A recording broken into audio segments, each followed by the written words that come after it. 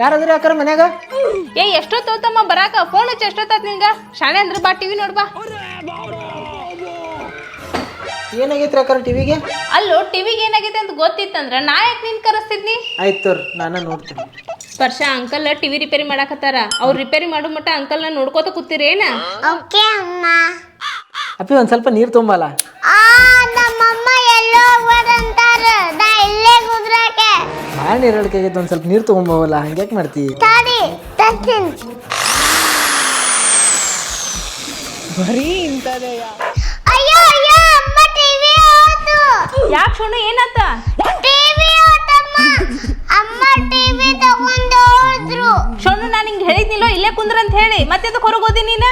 ಅವ ಕಳ್ಳನ್ ಗತೆನೇ ಇದ್ದ. ನಂದು ಎಂತ ಚಲೋ ಇತ್ತು ಟಿವಿ ಕದ್ಕೊಂಡು ಹೋದ. ರೀ ಮೇಡಮ, ನಿಮ್ ಟಿವಿ ಇಲ್ಲಿ ಇಟ್ಕೊಂಡು ರಿಪೇರಿ ಮಾಡಾಕತ್ತೇನೆ. ನಾನು ಟಿವಿ ತಗೊಂಡು ಓಡೋಗಿಲ್ಲ, ಏನಂತ ಮಾತಾಡ್ತೀರಿ? ಅನ್ನಾರ ನೀವು ಇಲ್ಲೇ ಇದ್ದೀರಿ? ಸಾರಿ ರೀ ಅನ್ನಾರ, ನೋಡಿರ್ಲಿಲ್ರಿ ನಾ. ಇನ್ನೊಂದ್ಸಲ ನಿಮ್ಮ ಮನೆಗೆ ಟಿವಿ ರಿಪೇರಿ ಮಾಡಕ್ ಬರಾಕ ಹೋಗಂಗಿಲ್ಲ. ನೀವು ಬೇಡ, ನಿಮ್ ಸವಾಸನೂ ಬೇಡ. ಏ ಹಂಗೆ ಅನ್ನಕ್ಕೆ ಹೋಗ್ಬೇಡ್ರಿ ಅನ್ನಾರ. ನಮ್ಮ ಟಿವಿ ಮೊದಲೇ ಹೊಳ್ಳ ಮಳ್ಳ ಬಾದಕೈತ್ರಿ ಅದು. ನಿಮ್ಮ ಟಿವಿಗೆ ಏನೂ ಆಗ್ಬಾರ್ದಂದ್ರ ಟೆಕ್ನಿಕಾ ಸ್ಟೆಪ್ಲೈಸರ್ ಹಚ್ರಿ. ಹೌದ್ರಿ?